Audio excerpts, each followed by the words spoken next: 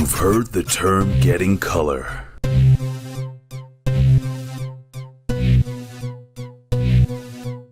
But do you know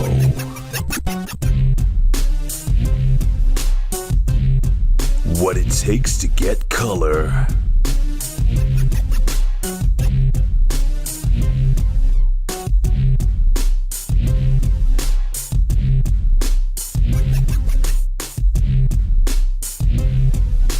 The hard way.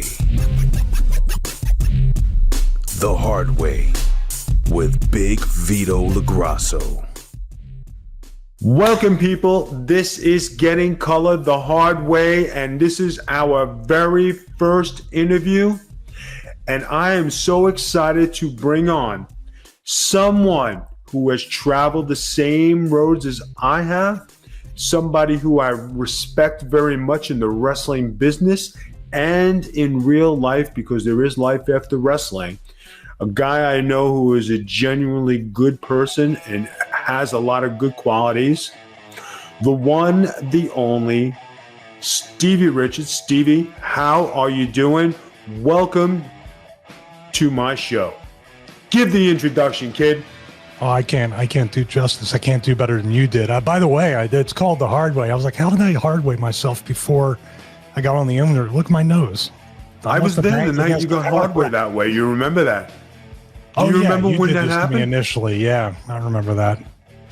You know, it was Sunday Night Heat. You and none of y'all. I was begging. I didn't know. I didn't know who I wanted to beat me up more. You or none of y'all, or less, I should say, because you threw me out to him, and I was like, I got to get back in the Vito. This guy's killing me. Guys, if you don't know, there's a story with Stevie's nose. We'll start it off with a good antidote. There is a young man who broke into the WWE, just came up, was big, muscle-bound, handsome. His name was Chris Masters. Chris Masters comes to the TV. He's jacked, looks good, right? For all the years we're working out, paying our dues. He went on this, Hulk Hogan vitamin plan, comes up, looks like an Adonis. Got to give it to him. He did look good. So he was nervous as hell. He threw up before his match. Stevie, being the veteran that he is, got him to it. Vince, I remember it. And Vince was talking, Vince, you're going to be okay. Stevie's with you. You're good. Don't be nervous. And here comes the finish, and he hit him. Right before the finish, he broke his nose in 1,000 pieces, hit him with the full Nelson. Stevie comes back. His nose is destroyed. And Stevie being cool, calm, and collective, guys. He just, it happens. Stevie just being the businessman and a good person he is. He didn't, and I never knew him to get mad or have a temper. But if that was me, it would have been on.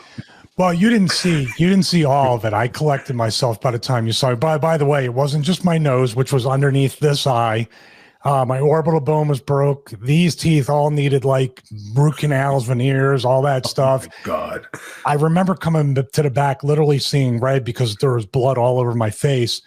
And I was stomping by the monitor where everybody watched Raw. That's what it happened on. Mm-hmm. And I was stomping so mad, and Glenn saw me, Kane, and he said it was so funny. I looked like I wanted to kill somebody. I stopped in the middle in front of the monitor, or the big monitor box truss and all. I turned to everybody sitting there and calmly said, "Excuse me, has anyone seen Chris?" And Glenn said it was the creepiest and funniest thing. And then I saw him, and I was like, first I tried to make him laugh by saying, "Hey man, are your forearms okay?" Because I wanted to make sure. Exactly, because in the wrestling business, when we broke in, you were taught never to go and fight. You just try to shake it off. Are you hurt, kid? No. Everything okay? Yes. All right, come back tomorrow. So Stevie, being that guy, collected himself, as he's telling me now. And there he is, a bloody mess, standing there, looking around, talking to Shane, talking to Vince. They tried to apologize, and it was just one night to remember. I will never forget that. You were a better person than I am, because I think I would have flipped every table in the place. Yeah, I didn't do that. But I knew I had a nice little vacation coming my way. I was off TV I had a lot of surgeries, a lot of different stuff going on. I had an opportunity to go to OVW and kind of learn how to fall in love with wrestling in the ring and knowing that I still had skills. So there was still a positive spin on it. Like when you were there, so they make you kind of think you don't know anything about the business anymore. You don't know how to work. You don't have a lot of charisma. They kind of break you down. But when I went to OVW and worked, John Morrison, Joey Mercury, a bunch of other people, I got my confidence back. So it all happened for a reason. No, I hear you.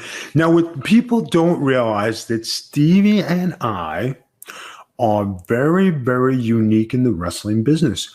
We have worked for every major company out there. Isn't that right, Steve? We worked for the WWF, right?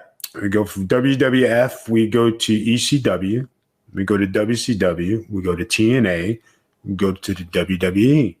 Not too many people have that on their resume. I think there's like a handful of people. The two that come to mind is Shane Douglas and Raven.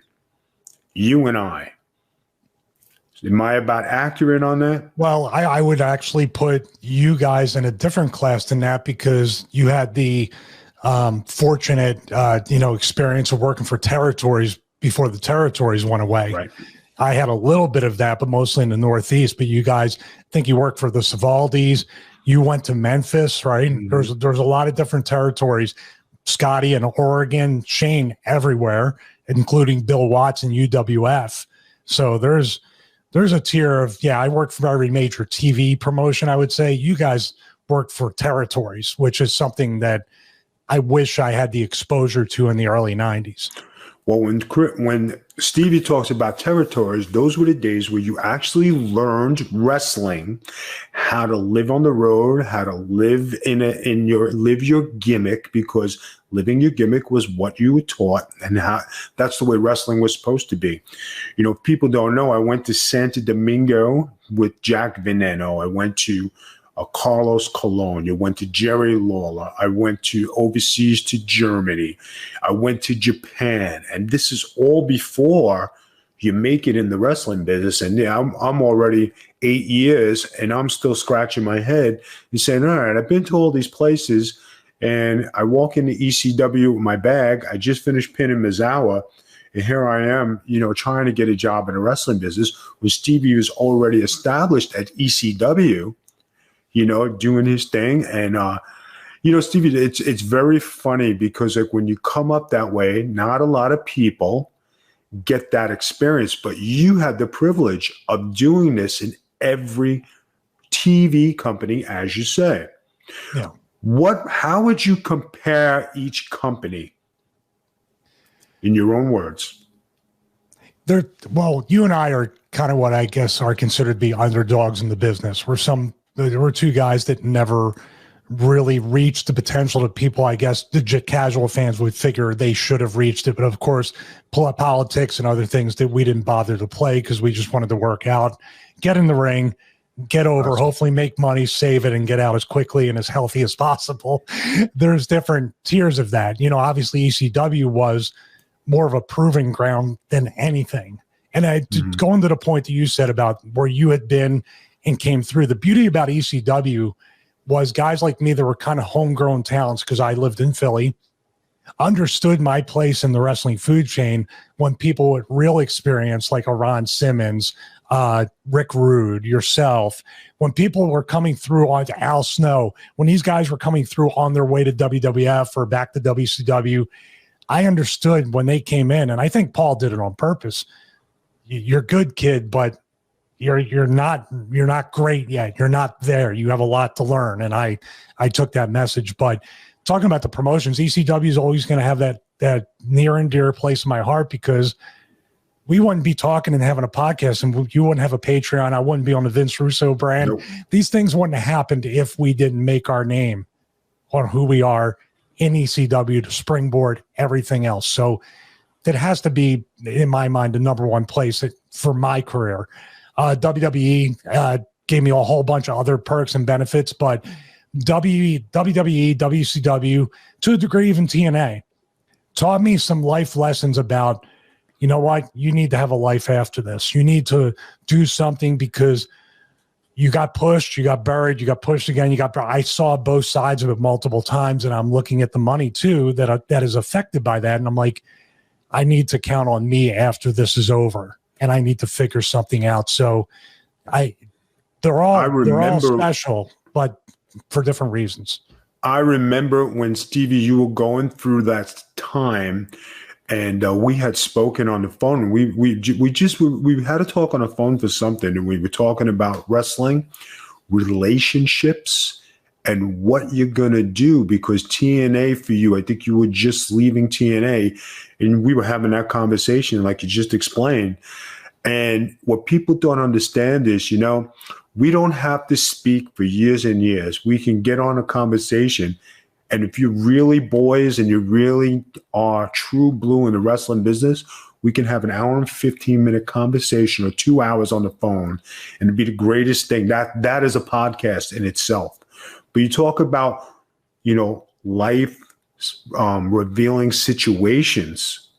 Stevie, that was a big moment for you because you were in a relationship. You were getting out of TNA. Things were going crazy.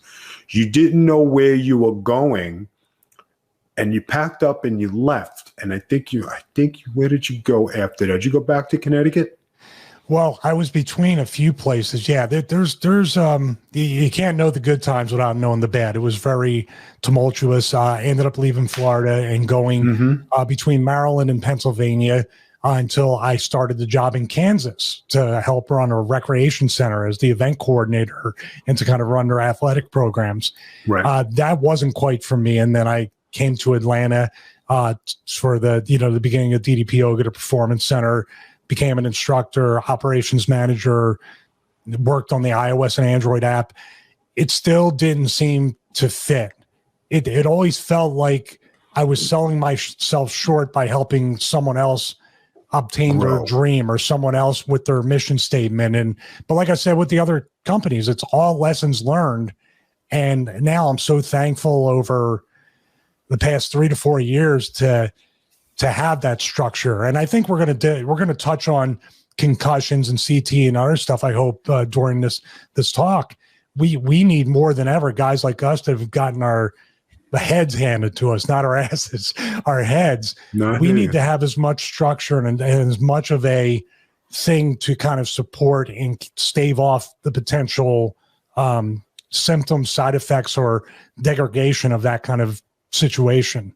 Does that make sense? No, you're absolutely right. And, we're sitting here talking, guys, and when you talk about real life and wrestling, when you're in it, you don't see anything else. When you step away, you take a good look at yourself and you say, why was I involved with this rat race? Wrestling is an ugly business. And it truly is. Now, Stevie, you're on there, and you're an entrepreneur. You're a businessman. You're set up. You have a home. You're stable. You have an income. You're doing good, right? But when you're in wrestling, you're riding this rock and roll roller coaster, and you're up and down, you're doing everything. What people don't know is Stevie had a unique job in the WWFE,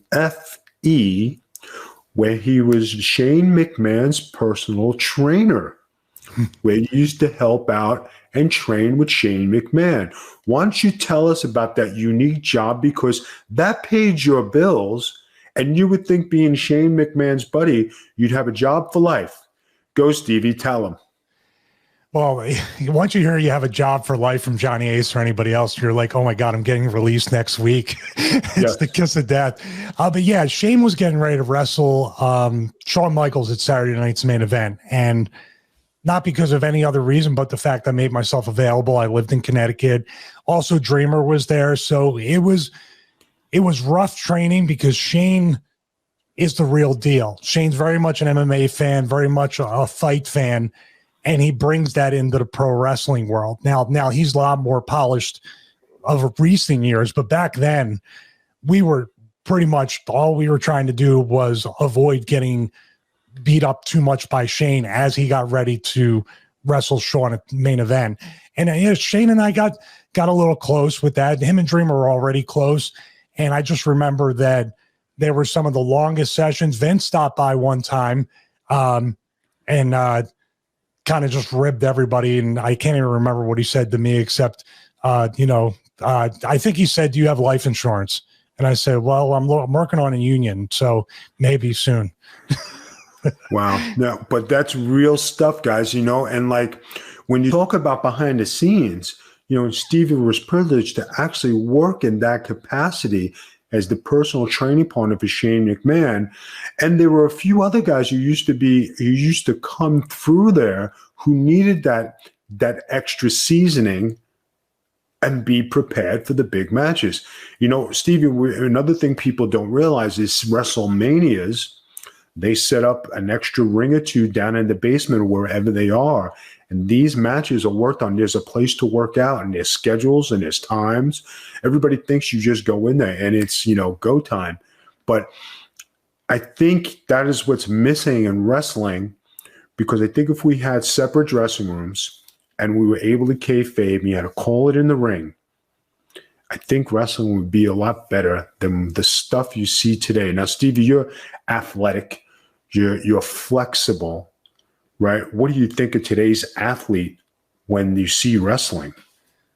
I feel for them because I don't think they're having the fun they should be having. And I also think, like you said, they're not growing in these stressful situations, these chaotic things that need audibles, things don't go right. Can you imagine? I was just thinking about when you were just saying that. I remember people rehearsing matches in the ring throughout the week.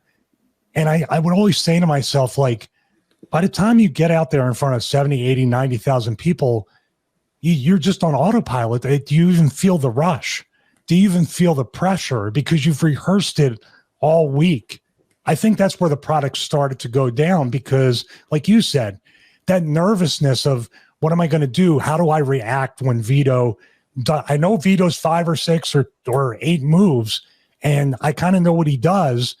When I get out there, what do I expect? And I think the big fight feel gets taken away when you're rehearsing all week. Do you agree with that? No, I definitely agree with you. And, people, when, like I said, Stevie and I come from a different time where you did call it in the ring.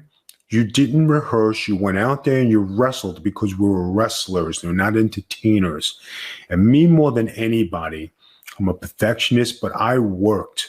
And I trained at my craft, and I was in that ring and I practiced and practiced and practiced.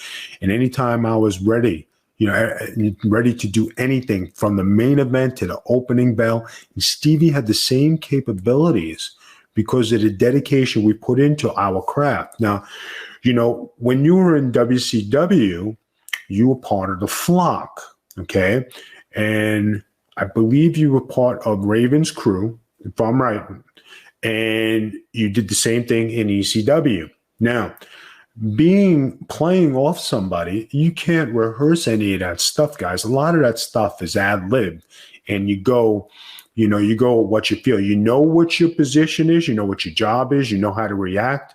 And if you got good chemistry with somebody, like Stevie and Raven had very good chemistry, they played off each other and did great. And when you guys had your match, finally, I think it was the first time you had your match was in ECW when you guys finally touched, because I think you just played off the flock. But when you finally had that storyline, you got a chance to show everybody that Stevie Richards could wrestle.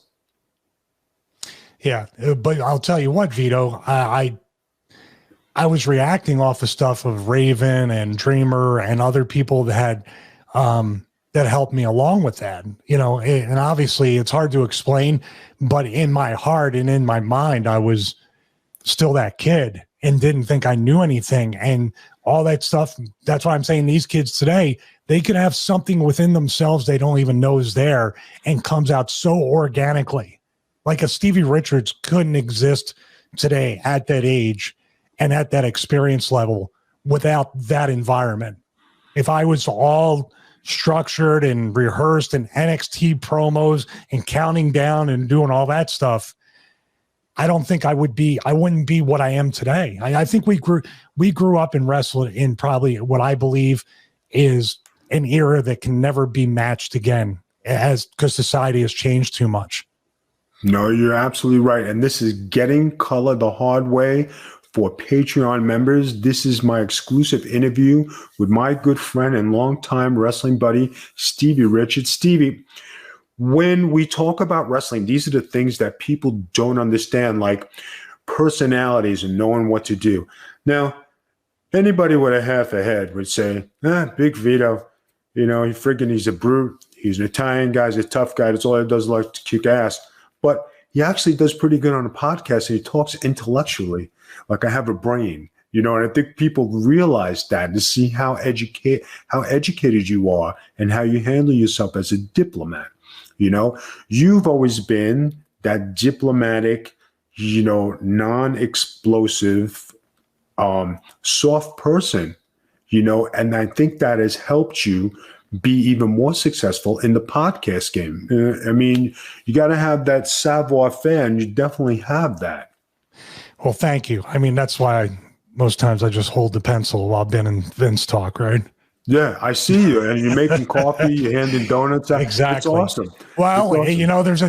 There's a place for a person like that, and Ben had explained what it was to me. It's called a C player, because I always have to process a lot. Sometimes I have to process things to say, did I really just watch 5 hours of wrestling? Was it really that bad? And how can I ever get my life back?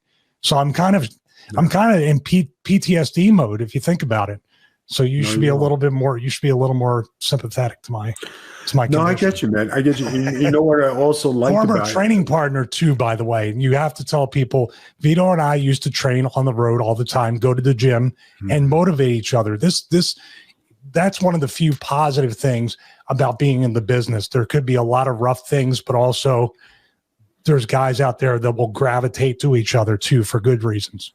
No, it is, and like Steve and I are big into the gym and big into training and improvising, imposing our wills on each other. And we always joke about it. I know Stevie is best friends with my wife. There's 1 through 10. I'm like number 10. Stevie's like number 1 in her world, and then when anybody ever says, mention squats or push-ups, Stevie and I probably rank 1, 2 in how many squats you can do. Now, back when I was training, I used to go down to the pool every day. It was 1,000. If I was mad, it was 1,500 to start my day. I mean, Stevie was a big advocate of squats, and people don't realize what they do. Stevie, tell them about squats and what it does for your physical well-being. Well, I was going to say we're in February. It's a shame it's not Squattober, so we can talk about Squattober. You know what? I hate doing squats, and really I had to go, and I'm doing them again, obviously, because every day at wrestling school, minimum 500 Hindu squats, not the ones you see them do at the Performance Center. I'm talking about 500 ones that are all deep ones, and if not, you have to start over. But you can do pretty much your entire lower body, and that's squats, deadlifts, and the rest of your body would follow. So that's why a lot of bodybuilders have skinny legs and never develop up top. But if you do, you'll agree with this, if you do all lower body, the rest of your body will grow to some extent and react off of that. No, you're absolutely right.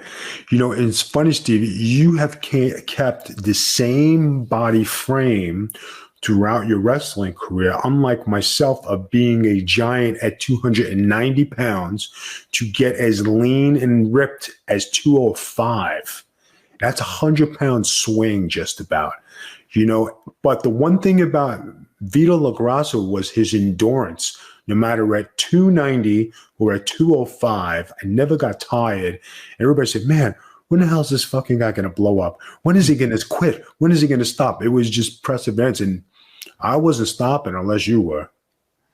I remember we put 23 minutes in that South Florida show. I think that's why we talked on the phone. It was before that. You remember that show? Mm-hmm. 23 minutes in front of 23 people was the big joke I said to myself. Yeah. Oh, we worked hard. It was fun.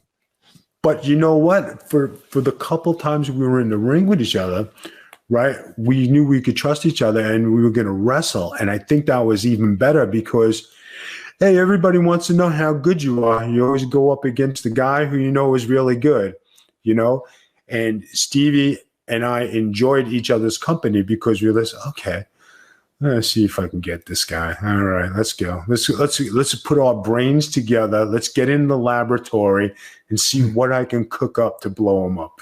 Well, I think we had I think we had what would be considered to be what a football player or football team or football players that play against each other, say offensive, defensive line, or a wide receiver, cornerback, or quarterback against quarterback. It's a friendly competition to really push each other like we did in the gym. And there was really never hard feelings about that. It was an odd thing that when I recall it, I'm very fond of it because you get the nervousness, you get all that stuff, but it's like Vito's going to be there. Vito's going to be physical. He's not going to hurt me, but he's going to be physical.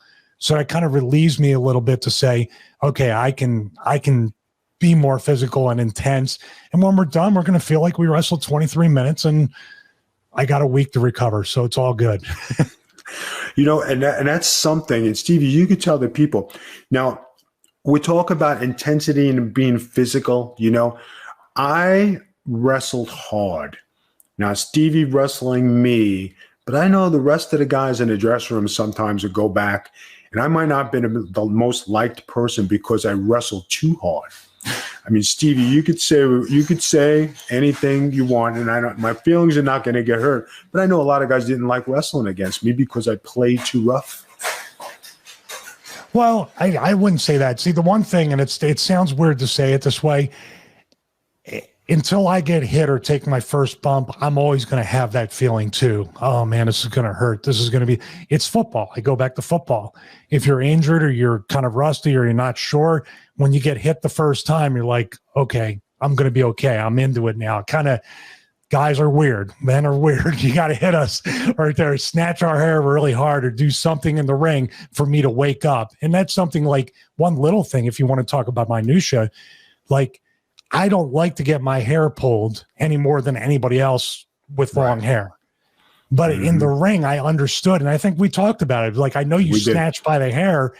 It's a real reaction to be like, there's these little things that I appreciate about that. Or if I'm on my hands and knees and you give me a good shot to the stomach, a punt kick or something, I'm going all the way out and I'm going to sell it and recover. Little things like that, I think. It's just, guys, I go back to society. I think they have to rehearse it so much because if you look angry at me in the ring and it's not the time for you to supposed to be angry at me. Oh my God, it's a shoot. Oh my God, I'm offended. I'm scared. And then the match I can see that really happening live on TV right now. No, you're right. No, you bring up a good point. And when I was in the WWE, I was home and they gave me off. All of a sudden my phone rings, said, Vito, pack a bag, you're going to England. And now the tour had already left. So I said, I'm going to England. They said, yep, they need you for TV. So I get on a plane. I travel to England. I get there and I'm like, okay. I said, what's up? How's everything? What's going on? Yep, we need you to wrestle Benoit. I says, Benoit. I was shocked. So, and I knew Chris a long time. And I said, okay, now here's a guy who has had probably the greatest matches you'll ever watch, was one of the greatest technicians in the ring, guy who hits hard. So I'm saying to myself, we're watching him warm up, and I'm doing the same warm up. We're squatting, we're sweating before each other. We look at each other, told him good luck. When you go in there, it's mano a mano. We're not friends. So his chops were legendary. And I said, okay, his chops are good. I prepared myself. And what happened was, first chop he hit me with, I actually said this. I'm going to say it on there. I said, motherfucker ain't shit. Let's go. And that kicked me in. And I was like, okay. But you're talking about the best of the best technicians in wrestling mechanics. And when you're that good, and I always put myself up there as being the best, you can walk in there and say, okay. And in the back of your mind, like Stevie just said, you question it. And then once you get hit, it's on. I mean, Stevie's wrestled the best. I've wrestled the best. I might have taken it one step further, and challenged and shot on guys just to see how they would react. like Stevie, I don't know if you know this, but I wrestled in Michigan after I came back from Germany, and Dan Severn's on the card. And Dan was still wrestling and doing MMA, and he's a great MMA fighter from the original UFC. So Kevin Sullivan, the Rock and Roll Express, Sandman, Balls Mahoney, they're all standing there. I said, guys, I'm going to shoot on Severn. Kevin Sullivan he said, Vito. He said, why would you do that? I said, I want to see how good I am. So they get to the curtain, and they thought I was bullshitting. Stevie, you never seen 2 minutes of the best wrestling you ever saw, right? Because nobody thought I knew how to wrestle because I came from Johnny Rod's school. Johnny Rod's taught you how to wrestle from the bottom up, and I became a shooter, right? So here I am wrestling, and I attacked, took him down, was all over, spinning, going behind, riding him, freaking going. And he looked at me, and everybody in the back was hooting and hollering. As soon as I came back to the curtain, I had this look on my face. It was like, yeah, what'd you think, fellas? I said, Vito, that was fucking awesome. He says, we never thought you'd fucking do it. You thought we were ribbing. He said, but that was the greatest wrestling we've seen. And well, Dan explain to Severn people what shooting is. When people hear shooting, they might think like fist and stuff. You guys are amateur wrestling, so you were rolling with each other. So it was nothing like where you were taking advantage or trying to hurt Dan. Absolutely not. That guy, and we're talking about Dan Severn, the man who originated from the original UFC where there was hair pulling, hand to hand, bare knuckle. You come, you bring it, and he comes back. He said, Vito, where did that come from? He says, why did you do that? He said, and I told him straight up, I just wanted to see how good I was. And that's Vito LaGrasso 101 right there. I always want to test it. Getting to this. Now, Stevie, injuries, head injuries. Stevie, what have you suffered in the wrestling business as far as head injuries? Because I know you're an advocate like I am when it comes to CTE. Tell the people what you experience. Well, see, the thing is that you and I have to try to go back and see where we had our concussions, because concussions and CTE weren't even in existence during ECW or early WWF. Even, I mean, I can't say outside of League of Denial and the NFL making it kind of mainstream news. Before that, it really was just touch and go here and there. I know Chris Kanyon and a lot of other wrestlers were on a CNN special about CTE, correct? There was another one talking about that. The jury's still out. I mean, but I'll tell you what, we haven't done ourselves any favors in our careers. We've taken a lot of headshots, a lot of concussions, either what we consider to have our bell rung or be kind of like seeing stars, all the way to actually, blacking out, which I've had way more of those than I could really, be comfortable with, as far as being completely out, but still wrestling. And then looking back at the match and going, I can't believe I'll Enzo to call you back after we're done. I don't know why everybody's calling me. I don't know. I'm on the phone with Stevie Richards.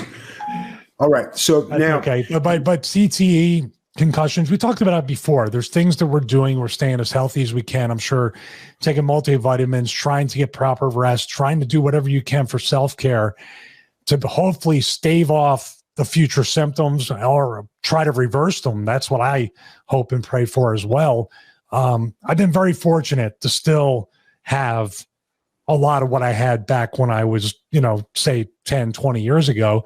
But there's stuff I have to write down because I forget. There's stuff that short-term memory and other things kind of go a little bit here and there. And you sort of like it's Patreon, you mind fuck yourself so much, Vito, because you're not even sure where it's coming from. Am I just getting older? Is it natural? Is it environmental? Is it stress? Or is it, the 2,000 chair shots I took to my head and landed on the floor? You take a lot of them. But the one thing I always said, and Stevie can vouch for this because we come from the same era, right? What is a concussion? Your concussion is when you get knocked out. That's how I was brought up. That's how Stevie came up. Are you hurt? No. Are you okay? Yes. Come back tomorrow. You were never hurt in wrestling. You would never whine. You never complain. Even if you didn't feel good, you couldn't move, You never said nothing because that was the code of wrestling. Am I right or wrong on that, Stevie? You're absolutely right. But you know, the boys always took care of each other. If it wasn't for the other guy in the ring, who, even though you said let's do this and that, I mean, there was probably times we're in the ring where you would want to do certain things, and I knew, he could get hurt, I'm not going to do that, and you just would kind of veer off.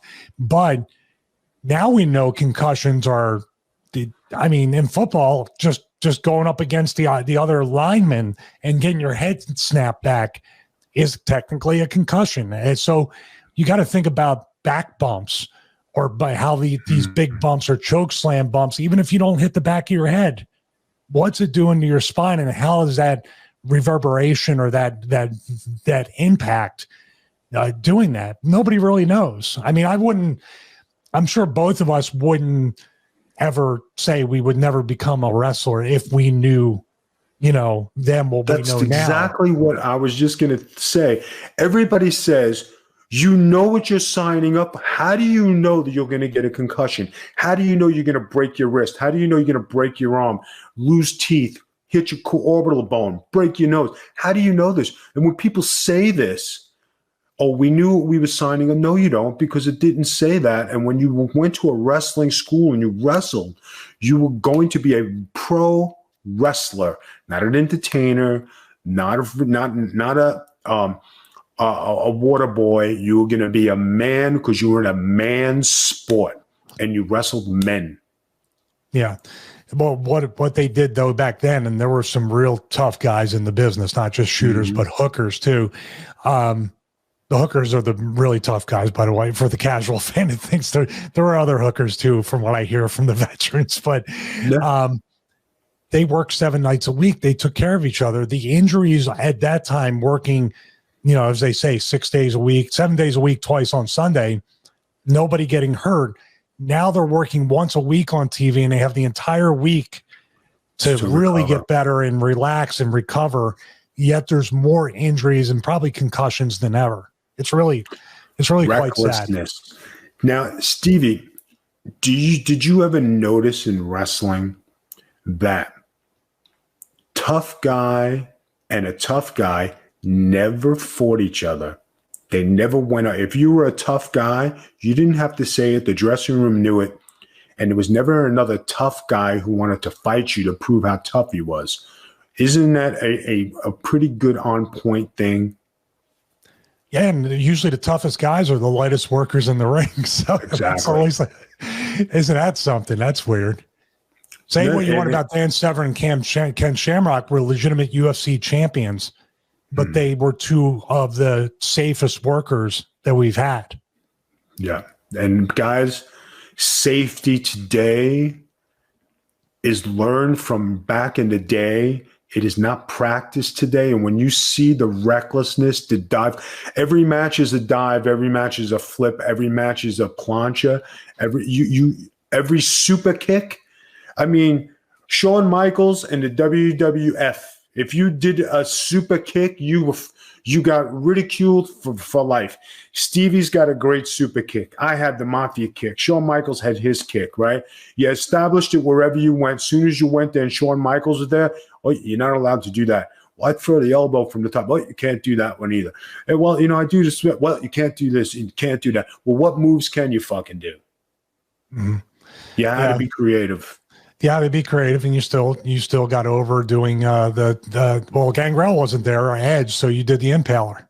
You did the jumping DDT thing, which was pretty. And I think you were there the day when they first gave me the start, and they said, "Okay, Vito, you're going to go over." I says, "Well, all right, guys, I don't have what's your finish?" I'm being a heel. I've been a heel all this time. I never had a finish. It just, if I pinned you, it was like, okay. So that's when we came up. You said it was Dreamer. I think you were there. I think everybody was in the ring. So we're trying to think of a finish for him. And they said, Vito, why don't you do the thing like Gangrel, but why don't you do the swinging DDT? If you could do it to one guy, you could do it to every guy. Who was the first guy I did it to? Mike Iorio, who was 6'9", was 6'6". I did it to him with ease. And I said, Vito, there's your finish. But you could do it to him. You could do it to anybody. And that's how we did it, guys. You know what I mean? And that's the secret of finishes. We all put our heads together to see how we can help each other. And today, I don't think that's the case. I'd have to agree. I can't. I mean, it's funny when people say, well, you would go back in a second, you would do it in a second. And I said to, I said it on Ben and Russo's on the Raw SmackDown review. I just can't.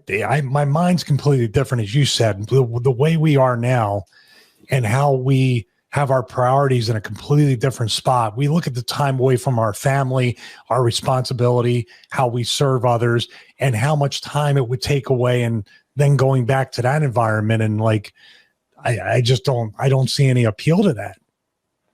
Especially if I can't have any fun and we can't have those talks to try to figure out how to have a cool match. And, you talk about stability, guys. Now, you see behind Stevie, he lives in a beautiful home. He's got blinds, he's got a TV, he's got flowers. Back then when you're wrestling, guys, your house was nice, but it wasn't that nice. And you see behind me, I'm in my studio that my wife decorating. She came up with all this Disney stuff. This wasn't big Vito LaGrasso's thing. This was like, okay, let's get these microphone and headsets and this and that and everything. And then we have the best of the best. Life has changed. Stevie, I'm going to ask you one last question. I appreciate you being on the show. Give me your highest moment in wrestling and your lowest. That's tough. I would probably say that the highest moment I ever had in wrestling was the time I was working Stevie Night Heat, and the boys were allowed to kind of create something the company didn't know about. Mm-hmm. It's not so much a moment, but an era of moments where we were able to have that creative freedom, have some fun, and the company had no idea that Stevie Night Heat existed, and that we were both Coach, Al, myself, mm-hmm. Spike, Dreamer, all these people were booking their angles on Heat and just doing and having fun with it. It was so much of a fun time. But I would have to say probably, I mean, I'm not just saying this, but you just said because of Noelle and my wife, my greatest moment in life and the greatest turning point in my life was meeting my wife. So it far supersedes anything in wrestling. Everything I have. I mean, this TV would have still been on a Home Depot plastic shelf if it was. So she helped us get, and you got the fancy like YouTube studio lighting behind you, the RGB lights and all that stuff behind you. So that we've definitely blossomed on that. The low moment. I'm going to tell you your highest moment. Sure, go ahead. Stevie Richards' highest moment, and the sure thing that made him probably gain respect in the wrestling business. Day you crack JBL with the headshot and taking up for your buddy. Nope. When you stand up for your boys, that goes a long way. Vito LaGrasso has stood up for many of his buddies, but doing that at that time in that place, Stevie, you got the most ups, and you cracked that son of a bitch because he needed it and he deserved it 10 times over. That is your highest moment wrestling. That's my Stevie moment where you came out and you said, okay, I'm here. And then if anybody ever thought to take advantage of Stevie Richards, they had to think twice, because you were no joke and you swung that with vengeance and you made a point. What is your low point in wrestling? Low point. I would probably say the lowest unknown point in my life is what you talked about. Like after TNA and exhausted pretty much every TV promotion, didn't make a whole lot of money in TNA the 2 years I was there. And then I'm kind of on the indies and I'm kind of switching up my life and I'm trying to go back into society as what we call a civilian. Yep. And I know it's going to be a multiple year struggle if I can even find a niche outside of wrestling. So I was terrified. I was scared. I didn't know where life was coming next or what was coming tomorrow. But it actually was the seedling, the beginning, the birth, or the rebirth, I should say, of having faith. I had lost my faith. I had lost my communication with God and Jesus. And, people can believe whatever they want to believe, and it's fine. I don't judge anybody. I actually live by the Bible. I judge nobody for believing or not believing. But I was at my low point there, and I just needed to trust whatever path in my mind and in my heart that God was putting me on. And I knew it wasn't going to be the next day, the next month, the next year. Hell, man, I mean, at that point when we saw each other, it was 2012, I believe, or 2013.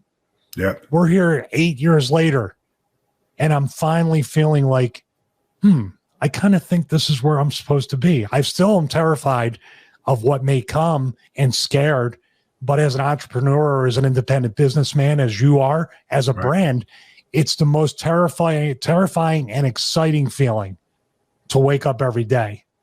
So that would probably be it. But there's a message in that too, and you know it because you've had a long road that's not even over. You're looking at this, and if people are saying it has to come for me tomorrow, the change has to happen in one day. All these things, these good things have to come right away when I want to make them. Life doesn't work that way. But it actually is pretty beautiful that when you're there and look back, you're like, wow, it was all for a reason. It's kind of cool. It is. Stevie, you have been everything I thought I would get out of a guest and a friend. I want to thank you for befriending my wife. I know she enjoys your company on the Twitter and talking to you and Facebook. I appreciate that. And the boys always respect the boys' wives, and everybody always does things. And it's appreciated because we have a mutual respect because we come from the old school, and that goes a long way. Stevie, want to give us your plugs, please? And this way you can be that entrepreneur, husband, family man that you are today. Well, first I want to plug The Quiet Storm, which is your wife and mine's favorite slow song radio show since Delilah in the evenings went off the air. So you're a former Philly guy, so you know those shows. But StevieRichardsFitness.com, the resistance band training programs. I definitely have been very proud of everybody who has changed using the programs. They are the most affordable, accessible programs out there. When you email StevieRichardsFitness@gmail.com, I reply personally. I really do care about the people that invest in the programs. So, I definitely want to help as many people as I can. Also, ForceUSA.com/Stevie. You'll save a little bit of money on home gym equipment, and DiamondbackFitness.com/Stevie. And I want to just go back to you, Vito, too, with Noelle. The way our lives have changed, the way they've changed where we serve others.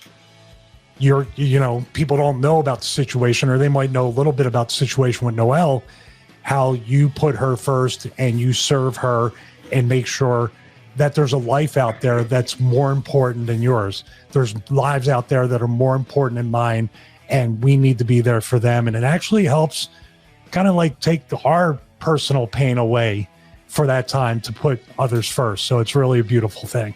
No, it is, Stevie. And I want to thank you for friendship, and I thank you for your, always having time for me, just like for today, but not just for today, for the past 20 plus years that we know each other. Guys, this has been Getting Color the Hard Way. This will be on Patreon. My plugs and everything will be done by the brains behind the scenes. I'm just the talent here. But I hope everybody has a great evening. I hope you enjoyed this segment.